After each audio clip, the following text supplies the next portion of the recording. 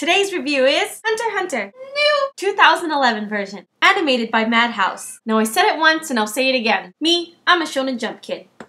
So this series was remade because the last series was basically cancelled, like what, 10 years ago? Because as you know, if you're a big fan of the comic, there's been a lot of hiatuses. For a lot of you though, this new version will probably be your first time seeing.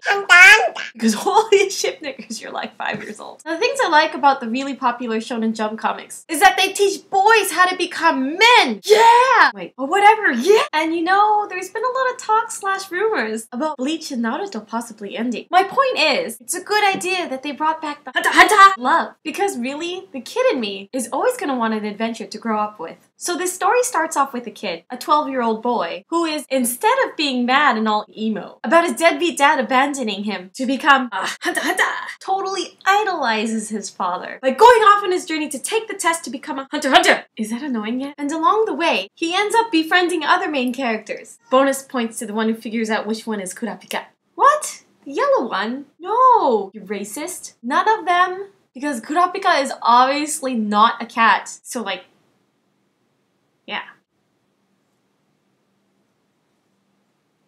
The thing that I really like about HunterxHunter is that there's a lot that sets it apart from the other SJ comics turned into anime. Is that all of the battles are not always dependent on who's the strongest, whose clothes rips off the most by the end of the battle, whose loved ones or friends have been murdered / captured / beaten up by villain. And sometimes you don't know who is the villain. And another great thing about past, present, and future fans is that none of us will be associated with fans that think they can power up on camera, on the internet.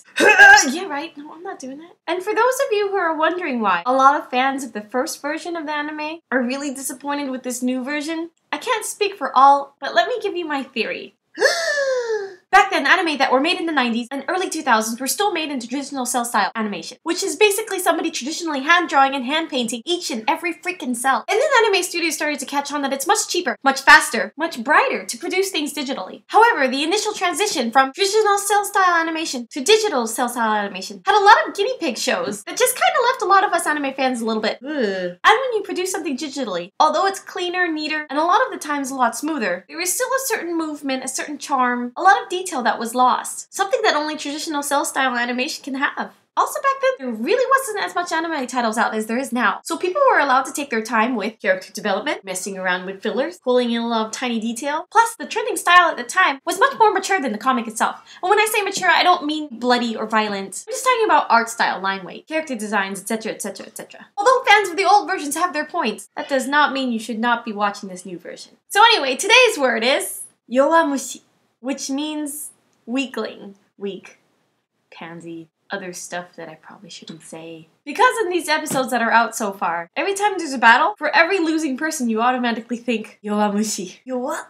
So I think that's it for me this week. See you guys next week. Bye, bye, bye.